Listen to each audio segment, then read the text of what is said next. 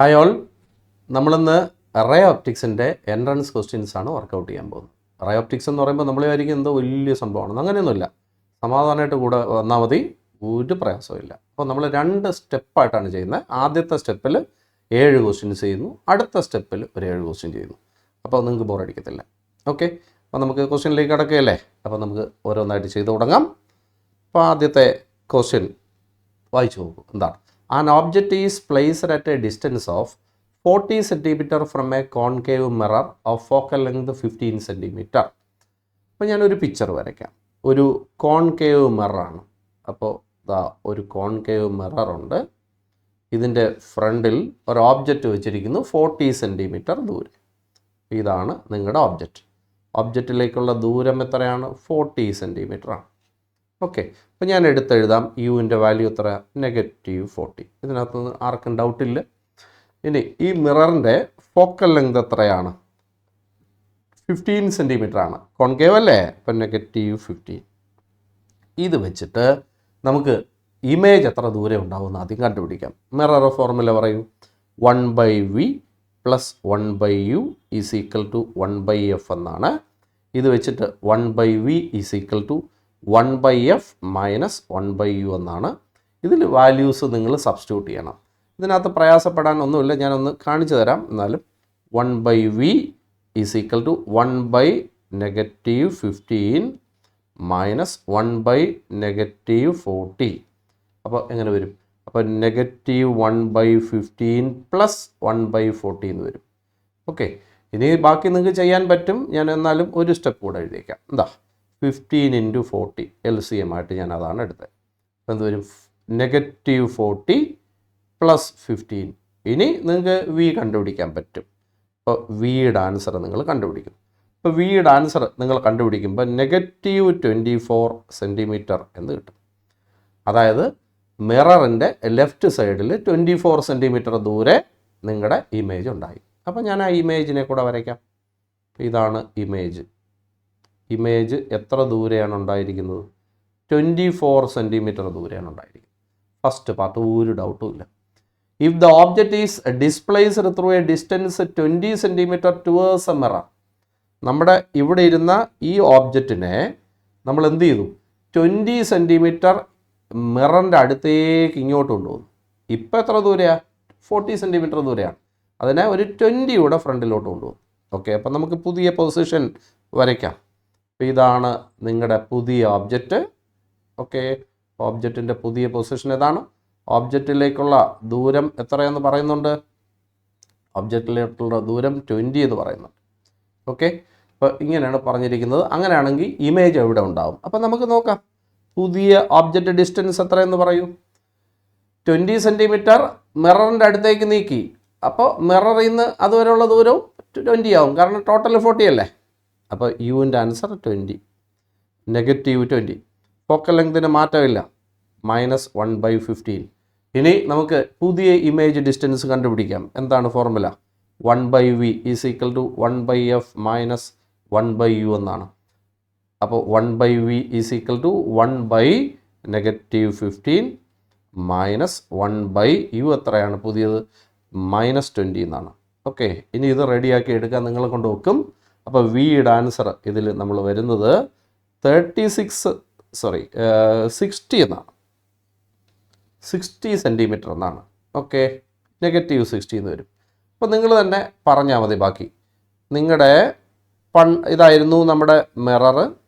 Okay, ഇപ്പോഴത്തെ image, പണ്ട് image എവിടെയായിരുന്നു?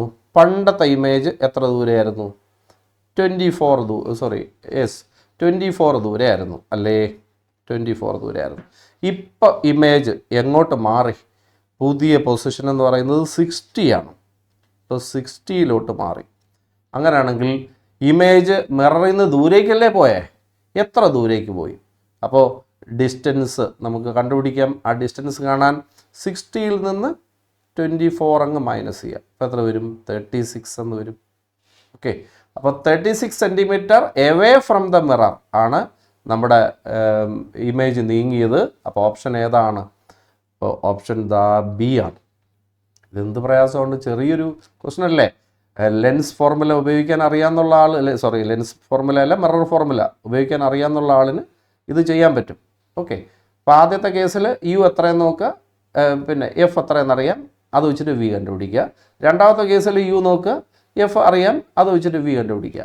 പഴയ ഇമേജ് പൊസിഷൻ നോക്കുക, ഇപ്പോഴത്തെ ഇമേജ് പൊസിഷൻ നോക്കുക. ഇത് രണ്ടും തമ്മിലുള്ള ഡിഫറൻസ് എടുത്താൽ എത്ര ദൂരം മാറി, എങ്ങോട്ട് മാറി എന്നൊക്കെ നമുക്ക് പിടികിട്ടും. ഇനി അടുത്ത ക്വസ്റ്റ്യനിലേക്ക് പോകാം. അടുത്ത question, A rod of length 10 centimetre lies along the principal axis of a concave mirror. എന്താണ്? ഒരു റോഡ് അതിൻ്റെ ലെങ്ത് 10 സെൻറ്റിമീറ്റർ ആണ്. അത് ഒരു കോൺകേവ് മിററിൻ്റെ പ്രിൻസിപ്പൽ ആക്സിസിൽ ഇരിക്കുന്നു എന്നാണ്. അപ്പം ഞാനൊരു പിക്ചർ വരയ്ക്കാം. ഇതാണ് പ്രിൻസിപ്പൽ ആക്സിസ്, ഇതാണ് നിങ്ങളുടെ കോൺകേവ് മിറർ. ഇതിൻ്റെ ഫോക്കൽ ലെങ്ത് പറയുന്നുണ്ട് 10 എന്നാണ്. അപ്പം -10 എന്ന് ഞാൻ എടുക്കും. ഇനി ഒരു റോഡ് ഞാനിവിടെ വരയ്ക്കാം. ഇതാണ് റോഡ്. ഓക്കെ, റോഡിന് 2 എൻഡുണ്ട്, എൻഡ് എയും എൻഡ് ബിയും. ഇനി നിങ്ങൾ പറയുക റോഡിൻ്റെ ലെങ്ത് 10 എന്നാണ് പറഞ്ഞിരിക്കുന്നത്, 10 സെൻറ്റിമീറ്റർ. ഇനി ക്ലോസർ എൻഡ് 20 സെൻറ്റിമീറ്റർ ദൂരെയാണ് മിററിൽ നിന്ന്. അപ്പോൾ ഈ ദൂരം 20 ആണ്. ഇനി എന്താണ് ചോദ്യം? ഇമേജ് ഉണ്ടാകുമ്പോൾ ഇമേജിൽ ആ റോഡിൻ്റെ ലെങ്ത് എത്ര വരും? ഭയങ്കര സംഭവമൊന്നും അല്ല. അപ്പം നമ്മുടെ റോഡിന് 2 എൻഡ് ഇല്ലേ? അപ്പോൾ 2 എൻഡിൻ്റെയും പുതിയ പൊസിഷൻ കണ്ടുപിടിക്കണം, അത്രയേ ഉള്ളൂ. അപ്പോൾ എൻഡ് എ നമ്മൾ നോക്കണം. എൻഡ് എ എന്ന് പറയുന്നതിനെ നിങ്ങൾ ഓബ്ജക്റ്റായിട്ട് എടുക്കുക. അത് എത്ര ദൂരെയാണ്? ഇപ്പോൾ 20 സെൻറ്റിമീറ്റർ ദൂരെയാണ്. ലെഫ്റ്റ് സൈഡിലല്ലേ? അപ്പം -20. ഫോക്കൽ ലെങ്ത് എത്രയാണ്? -10. ഇത് വെച്ചിട്ട് നമുക്ക് വി കണ്ടുപിടിച്ച് നോക്കാം. എന്താ? അപ്പോൾ 1/v plus 1/u is equal to 1/f എന്നാണ് അല്ലേ? ഓക്കെ, 1/f എന്നാണ്. ഇതിനകത്തുനിന്ന് നമുക്ക് 1/v കണ്ടുപിടിച്ച് നോക്കാം. 1/v is equal to 1/f minus 1/u എന്നാണ്. പ്രയാസമില്ല. അപ്പോൾ 1/v is equal to 1/-10 minus 1/-20 എന്നാണ്. അപ്പം നമുക്ക് ചെയ്യാം. അപ്പോൾ -1/10 പ്ലസ് 1/20 ഒരു സിമ്പിൾ ക്വസ്റ്റൻ അല്ലേ? നമുക്ക് ചെയ്തു പോവാം. അപ്പോൾ എത്ര വരും? അപ്പോൾ -2/20 പ്ലസ് 1/20. ഓക്കെ, അപ്പോൾ 1/vയുടെ ആൻസർ ഇതാ കിട്ടിയിട്ടുണ്ട്. എത്ര എന്നാണ്? -1/20. അപ്പോൾ വി എത്ര വരും? വി എന്ന് പറയുന്നത് -20 സെൻറ്റിമീറ്റർ. അതായത് എൻഡ് എ ഇപ്പം എത്ര ദൂരെ ഇരിക്കുന്നത്? 20യിലാണ് ഇരിക്കുന്നത്. ഇമേജിലും അത് 20 ദൂരെ തന്നെയാണ് ഇരിക്കുന്നത്. ഓക്കെ, ഇനി ഇതേപോലെ എൻഡ് ബിയുടെ കാര്യം പറയണം. എൻഡ് ബി നിങ്ങൾ തന്നെ പറയണം. എൻഡ് ബി ഇപ്പം എത്ര ദൂരെയാണ് ഇരിക്കുന്നതെന്ന് ബുദ്ധിയുള്ള എല്ലാ ആളുകൾക്കും മനസ്സിലാവുന്നത്. എത്ര ദൂരെയാണ് ഇരിക്കുന്നത്? 20 + 10 ദൂരെയാണ്, 30 സെൻറ്റിമീറ്റർ ദൂരെയാണ്. അപ്പോൾ എൻഡ് ബിയെ ഓബ്ജക്റ്റായിട്ട് എടുക്കുക. അത് എത്ര ദൂരെ ഇരിക്കുന്നത്? 30. അപ്പോൾ -30. ഇനി ഫോക്കൽ ലെങ്ത് എത്രയാണ്? -10. ഇത് വെച്ചിട്ട് വി കണ്ടുപിടിക്കണം. നിങ്ങൾ തന്നെ പറയൂ. 1/v is equal to 1/f minus 1/u എന്നാണ്. അപ്പോൾ 1/v is equal to 1/-10 minus 1/-30 എന്നാണ്. ഓക്കെ, ഇത് വെച്ചിട്ട് നിങ്ങൾ വി കണ്ടുപിടിക്കണം. അപ്പോൾ വിയുടെ ആൻസർ വരുന്നത്, വിയുടെ ആൻസർ ഇതാ വന്നോളും. വിയുടെ ആൻസർ വരുന്നത് 15 എന്നാണ്. -15. അതായത് പണ്ട് ബി ഇരുന്നത് മിററിൽ നിന്ന് എത്ര ദൂരെയാണ്? 30 സെൻറ്റിമീറ്റർ ദൂരെയാണ്. ഇപ്പോഴോ 15 സെൻറ്റിമീറ്റർ ദൂരെയാണ്. ഓക്കെ, അപ്പം ഞാൻ ആ റോഡിൻ്റെ ഇമേജ് ഞാനൊന്ന് വരയ്ക്കാം. ഇതാ ഞാൻ വരയ്ക്കുകയാണ്, നേരെ നോക്കണേ. ഇതാണ് ഇമേജ്. ഓക്കെ, അതിൽ എൻഡ് എ ഇത് തന്നെ, എൻഡ് ബി ഇരിക്കുന്നത് എത്ര ദൂരെയാണ്? 15 ദൂരെ എന്നാണ് ഇപ്പോൾ കണ്ടുപിടിച്ചിരിക്കുന്നത്, 15. ഓക്കെ, ഇനി ബാക്കി നിങ്ങളുടെ കയ്യിലാണ്. എൻഡ് എ ഇരിക്കുന്ന എത്ര ദൂരെയാണ്? പുതിയ ഇമേജിൽ 20 ദൂരെയാണ്. എൻഡ് ബി ഇരിക്കുന്ന എത്ര ദൂരെയാണ്? 15. അപ്പോൾ എയും ബിയും തമ്മിലുള്ള ദൂരം എത്ര? 20 - 15. ഓക്കെ, അപ്പോൾ ലെങ്ത് ഓഫ് ദ റോഡ് എത്ര? Length of the rod is equal to 20 - 15. Answer എത്ര? 5. ഇതൊരു കോമൺ സെൻസ് ഉള്ള ഒരാളിന് മനസ്സിലാവുന്ന കേസേ ഉള്ളൂ. നിങ്ങൾ നോക്കൂ, എൻഡ് എ ഇതാണ്, ഇത് എത്ര ദൂരെയാണ്? 20 ദൂരെ. എൻഡ് ബി എത്ര ദൂരെ? 15 ദൂരെ. അപ്പോൾ ഈ ദൂരം എത്ര? ഈ ദൂരം എന്ന് പറഞ്ഞാൽ 20 - 15, 5. അപ്പോൾ റോഡിൻ്റെ പുതിയ ലെങ്ത് എത്ര? 5. നമ്മളെന്തോ വലിയ സംഭവമാണെന്ന് വിചാരിച്ചു അല്ലേ? അത് ആൻസർ ഏതാണ്? ഇതാണ് ആൻസർ. ഓപ്ഷൻ ഡി ആണ് എൻ്റെ ആൻസർ. ഇനി നമുക്ക് അടുത്ത ക്വസ്റ്റ്യനിലേക്ക് പോകാം. അടുത്ത ക്വസ്റ്റ്യൻ നോക്കുക. A beam of light from a source L is incident normally on a plane mirror fixed at a distance x from the source. The beam is reflected back as a spot on a scale placed just above the source L. അപ്പോൾ നമുക്ക് നോക്കാം. ഒരു source ഇവിടെ ഉണ്ട്. ഇതേമാതിരി ഒരു question നമ്മൾ ചെയ്തതാണ്. സോഴ്സിൻ്റെ പേരാണ് L. ഇവിടെ നിന്ന് ലൈറ്റ് എന്നിട്ട് ഒരു പ്ലെയിൻ മിററിൽ വീഴുന്നുണ്ട്. ഓക്കെ, പ്ലെയിൻ മിററിൽ വീണു. ഇനി എന്താണ്? ലൈറ്റ് അങ്ങോട്ട് പോയി അത് റിഫ്ലക്റ്റ് ചെയ്ത് ഇവിടെ എവിടെ തന്നെ വന്ന് വീണു. ഓക്കെ, എല്ലിൻ്റെ അടുത്തൊരു പോയിന്റിൽ ഒരു സ്കെയിലിൻ്റെ മണ്ടയ്ക്ക് വന്ന് ഒരു സ്പോട്ട് വീണു. ഇനി എന്താണ് പറഞ്ഞിരിക്കുന്നത്? ഈ മിററിൻ്റെ ഇപ്പോഴത്തെ പൊസിഷനാണ് പൊസിഷൻ 1. മിററിനെ പുതിയൊരു പൊസിഷനിലേക്ക് ചരിച്ചു. അപ്പോൾ ഇതാണ് പുതിയ പൊസിഷൻ ഓഫ് മിറർ. എത്ര ആംഗിൾ തിരിച്ചു എന്നാണ് പറഞ്ഞിരിക്കുന്നത്? Theta angle.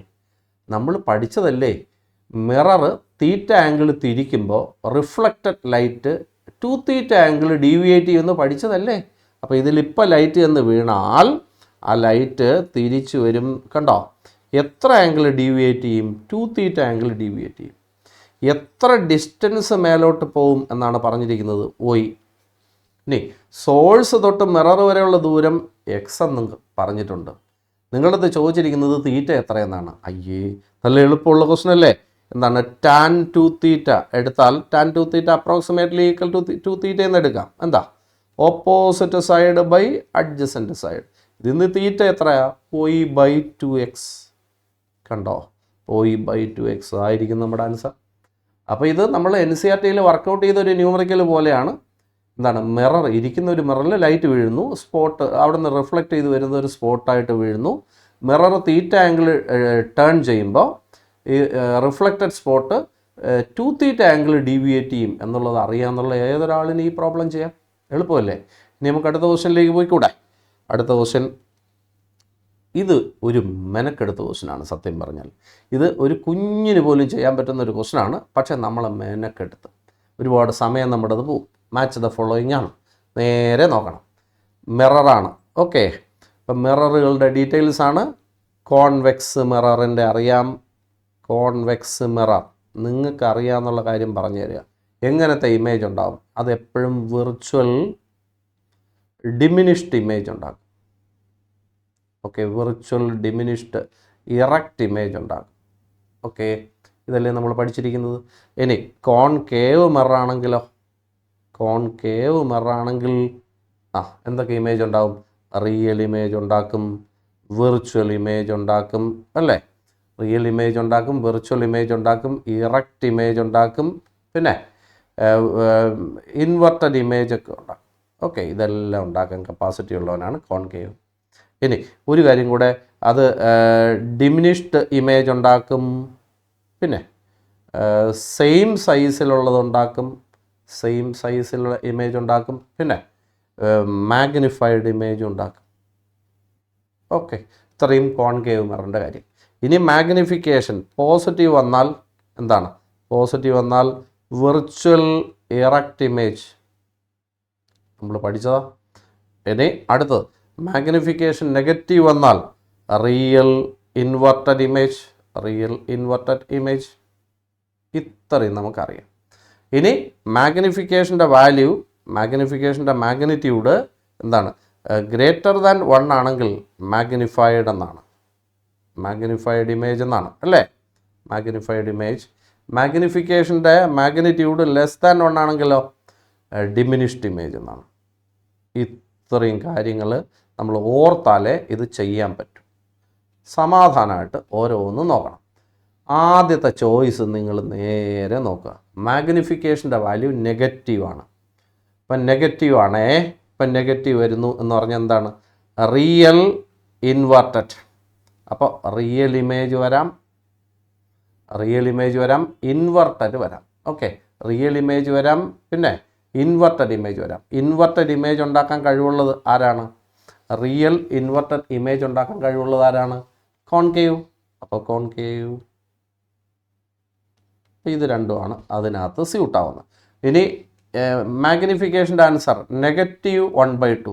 നെഗറ്റീവ് എന്ന് പറയുമ്പോൾ എന്താണ്? അപ്പോൾ ഇത് ഒരു കാര്യം കൂടെ ഉണ്ട്, മാഗ്നിഫിക്കേഷൻ്റെ വാല്യൂ 2 അല്ലേ? അപ്പോൾ 2 വരുമ്പോഴത്തേക്കും മാഗ്നിഫൈഡ് ആണ്. അപ്പം മാഗ്നിഫൈഡ് ഇമേജ് ഉണ്ടാക്കുന്നത് കോൺകേവ് ആണ്. അപ്പോൾ ഇതും എനിക്ക് പിടികിട്ടി. ഇനി രണ്ടാമത്തത് മാഗ്നിഫിക്കേഷൻ്റെ ആൻസർ നെഗറ്റീവാണ്, അപ്പോൾ റിയൽ ഇമേജ് തന്നെയാണ്. ഇനി അടുത്തെന്താണ്? അടുത്തത് ഇൻവെർട്ടഡ് ഇമേജ് ആണ്, റിയൽ ആണ്. ഇനി ഇൻവെർട്ടഡ് ഇമേജ് ആണ്. പിന്നെ അടുത്തെന്തോ ഒരു കാര്യമുണ്ട്, ഹാഫാണ് കിട്ടിയിരിക്കുന്നത്, ഡിമിനിഷ്ഡ് ഇമേജ് ആണ്. അപ്പോൾ ഡിമിനിഷ്ഡ് ഇമേജ് ആണ്. അപ്പോൾ ഡിമിനിഷ്ഡ് ഇൻവെർട്ടഡ് ഇമേജ് ഉണ്ടാക്കാൻ സാധ്യതയുള്ളത് ആരാണ്? Diminished inverted image real image ഉണ്ടാക്കാൻ ചാൻസ് ഉള്ളത് ആരാണ്? അതും ഇവൻ തന്നെയാണ്, കോൺകേവ് തന്നെയാണ്. ഇനി മൂന്നാമത്തത് മാഗ്നിഫിക്കേഷൻ്റെ ആൻസർ പോസിറ്റീവാണ്. അപ്പോൾ വിർച്വൽ മാഗ്നിഫൈഡ് ഇമേജ്, വിർച്വൽ ആണ്. വിർച്വൽ ഇമേജ് ഉണ്ടാക്കുന്നത് ആരാണ്? വിർച്വലും മാഗ്നിഫൈഡുമാണ്. അപ്പോൾ ആരാണ് സംഗതി? കോൺകേവ് മിററാണോ കോൺവെക്സ് മിററാണോ? മാഗ്നിഫിക്കേഷൻ്റെ ആൻസർ പോസിറ്റീവാണ്. പോസിറ്റീവ് എന്ന് പറയുമ്പോഴത്തേക്ക് വിർച്വൽ ഇമേജ് ആണ്. ഓക്കെ, പോസിറ്റീവ് എന്ന് പറയുമ്പോൾ വിർച്വൽ ഇമേജ് ആണ്. ഇനി മാഗ്നിഫിക്കേഷൻ്റെ ആൻസർ എന്താണ്? പോസിറ്റീവാണ്. Magnification positive. അപ്പോൾ മാഗ്നിഫിക്കേഷൻ പോസിറ്റീവ് വലിയ ഇമേജ് ഉണ്ടാക്കുന്നത് ഏത് മിററാണ്? അപ്പോൾ അത് ഏത് മിററാണ്? മാഗ്നിഫിക്കേഷൻ വലിയ ഇമേജ് ഉണ്ടാക്കുന്നത് ആരാണ്? കോൺവെക്സ് ആണെങ്കിൽ ചെറുതേ ഉണ്ടാവും, വലുതുണ്ടാക്കുന്നത് ആരാണ്? കോൺകേവ് ആണ്. അപ്പോൾ കോൺകേവ് ആണ്. ഇനി അടുത്തത് മാഗ്നിഫിക്കേഷൻ്റെ ആൻസർ പോസിറ്റീവാണ്. അപ്പോൾ വിർച്വൽ ഇമേജ് ആണ്. ഇനി ഹാഫാണ് കിട്ടിയിരിക്കുന്നത്. ഹാഫ് എന്ന് പറയുമ്പോഴത്തേക്ക് ഡിമിനിഷ്ഡ് ഇമേജ് ആണ്. അപ്പോൾ ഡിമിനിഷ്ഡ് ഇമേജ് ഉണ്ടാക്കുന്നത് ആരാണ്? വിർച്വൽ ആണ്. വിർച്വൽ ഡിമിനിഷ്ഡ് ഇമേജ് ഉണ്ടാക്കുന്നത് ആരാണ്? വിർച്വൽ മാഗ്നിഫൈഡ് ഇമേജ് ഉണ്ടാക്കിയത് ആരാണ്? കോൺകേവ് ആണ്. വിർച്വൽ ഡിമിനിഷ്ഡ് ഇമേജ് ഉണ്ടാക്കിയത് ആരാണ്? വിർച്വലുമാണ്, ഡിമിനിഷ്ഡുമാണ്, കോൺവെക്സ്. എന്ത് പ്രയാസപ്പെടാണ് നമ്മൾ കണ്ടുപിടിക്കുക. ഇത്രയും സമയം നമ്മുടേത് പോയി. ഇനി നമുക്ക് ഓപ്ഷൻ ക്ലിയർ ചെയ്യണം. ഇനിയും എക്ക് എന്ത് വരും? എന്തൊക്കെ വരും? എയുടെ നേരെ വരുന്നത് പി എന്ന് പറയുന്നത് എന്തായിരിക്കും? പി എന്ന് പറയുന്നത് കോൺകേവ് ആയിരിക്കും. അപ്പോൾ പി എന്ന് പറയുന്നത് അപ്പോൾ അത് ക്യൂ ആണ്. ഓക്കെ, ആദ്യത്തെ സാധനം ക്യൂവിനുണ്ട്. പിന്നെ ആർക്കെങ്കിലും ഉണ്ടോ എന്ന് നോക്കൂ. ആറിനുണ്ട് എന്നാണ് നമ്മുടെ ആൻസർ കീയിൽ കിടക്കുന്നത്. ആൻസർ കീയിൽ ആറിന് വരുമോ എന്ന് നമുക്ക് നോക്കാം. റിയൽ ഇമേജ് ഉണ്ടാക്കാൻ ചാൻസ് ഉണ്ട്. അപ്പോൾ റിയൽ ഇമേജ് ഉണ്ട്, കണ്ടോ? റിയൽ ഇമേജ് ഉണ്ട്. റിയൽ ഇമേജ് ഉള്ളതുകൊണ്ട് അതും വരാം. അപ്പോൾ ക്യൂവും വരാം, ആറും വരാം. ഓക്കെ, ക്യൂവും വരാം, ആറും വരാം. ഇനി ബിയുടെ നേരെ വരുന്നത് ഏതാണ്? ക്യൂവും ആറും എന്നാണ് പറഞ്ഞിരിക്കുന്നത്. ശരിയാണോ എന്ന് നിങ്ങളൊന്ന് ചെക്ക് ചെയ്താൽ മതി. ശരിയാണോ എന്നൊന്ന് നോക്കൂ. കോൺകേവ് മിററാണ്. ഇപ്പോൾ വിർച്വൽ ഇമേജ് കോൺകേവിന് ഉണ്ടാക്കാൻ പറ്റും, ശരിയാണ്.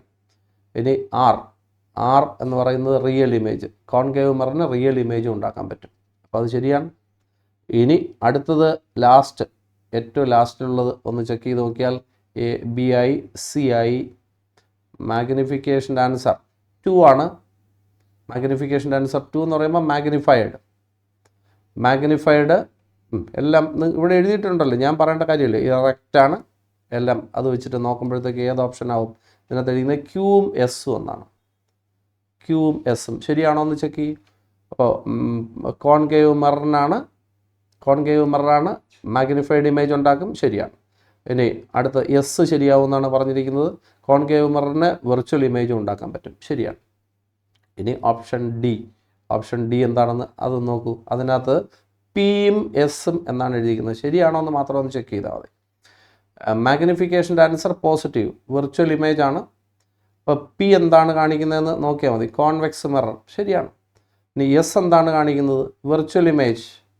ഇപ്പോൾ പോസിറ്റീവ് അല്ലേ, വിർച്വൽ ഇമേജ് കറക്റ്റാണ്. അപ്പോൾ ഇത്രയും പ്രയാസപ്പെട്ട് വേണം നമ്മളിതിൻ്റെ ആൻസർ കണ്ടുപിടിക്കാൻ. നല്ല ബുദ്ധിമുട്ട് നിങ്ങൾക്ക് ഉണ്ടായി കാണുമെന്ന് എനിക്കറിയാം. അപ്പോൾ ഓപ്ഷൻ സി ആണ് ഇതിൻ്റെ ആൻസർ. സൂക്ഷിച്ച് ചെയ്യണം, സമയം അത്രയും പോകും അല്ലേ? എന്നാലും നമുക്ക് കണ്ടുപിടിച്ചല്ലേ പറ്റൂ. അടുത്ത ക്വസ്റ്റ്യനിലേക്ക് പോകും. അടുത്ത question, light falls on a glass surface of refractive index √3. Light ഗ്ലാസിൻ്റെ പുറത്ത് വീഴുന്നു, അവിടുത്തെ റിഫ്രാക്റ്റീവ് ഇൻഡെക്സ് √3 ആണ്. At an angle 60, angle between refracted ray and reflected ray എത്രയെന്നാണ് ക്വസ്റ്റ്യൻ. അപ്പം നമുക്ക് നോക്കാം. ഇതാണ് ഗ്ലാസ്. ഓക്കെ, ഇതിൽ ലൈറ്റ് വീഴുന്നു. ഇവിടെ നോർമൽ വരയ്ക്കാം. ലൈറ്റ് എത്ര ആംഗിളിലാണ് വീഴുന്നത്? 60 ഡിഗ്രിയിൽ. 60 ഡിഗ്രിയിൽ വീണാൽ 60 ഡിഗ്രി തന്നെ റിഫ്ലക്റ്റ് ചെയ്ത് വരുമെന്നുള്ളതും നിങ്ങൾക്കറിയാം. ഇനി ലൈറ്റ് ഇവിടെ വെച്ചിട്ട് റിഫ്രാക്ഷൻ സംഭവിച്ച് ഇങ്ങനെ പോകും. ഓക്കെ, ഇനി angle between refracted light and reflected light, അതാണ്ട് ഇത് എത്രയെന്നാണ് ചോദ്യം. ഓക്കെ, അപ്പം നമുക്ക് സമാധാനമായിട്ട് ചെയ്യാം. ഇതിൽ നമുക്ക് R എത്രയെന്ന് നോക്കാം. അതാണ്ട് ഇതാണ് R എത്രയെന്ന് നോക്കാം. നിങ്ങൾ തന്നെ പറയും. sin 60 divided by sin R എടുത്താൽ മീഡിയത്തിൻ്റെ റിഫ്രാക്റ്റീവ് ഇൻഡെക്സ് കിട്ടും. അത് √3 ആണ് അല്ലേ. അപ്പോൾ ഇതിനകത്ത് നിന്ന് sin 60 ഡിവൈഡഡ് ബൈ √3 എടുത്താൽ sin R കിട്ടും. ഓക്കെ, sin 60 എത്ര? √3/2 ആണ്. ഡിവൈഡഡ് ബൈ √3 എടുത്താൽ sin R കിട്ടും അല്ലേ. അപ്പോൾ sin Rൻ്റെ ആൻസർ എത്രയാണ്? sin Rൻ്റെ ആൻസർ 1/2 എന്നാണ്. അപ്പോൾ sin 30 അല്ലേ 1/2. അപ്പോൾ Rൻ്റെ ആൻസർ എത്ര? 30. ഓക്കെ, ഇത്രയും മനസ്സിലായി. ഇനി നിങ്ങൾക്ക് അടുത്ത ആംഗിൾ കണ്ടുപിടിച്ചുകൂടെ? അടുത്ത ആംഗിൾ നിങ്ങൾ തന്നെ പറയൂ, എത്ര വരും? ആംഗിൾ ബിറ്റ്വീൻ റിഫ്ലക്റ്റഡ് ആൻഡ് ഇതെത്ര വരും എന്നാണ് ചോദ്യം. നിങ്ങൾ തന്നെ സൂക്ഷിച്ചൊന്ന് നോക്കിയിരുന്നാണ്. ഇവിടുത്തെ ഇതാ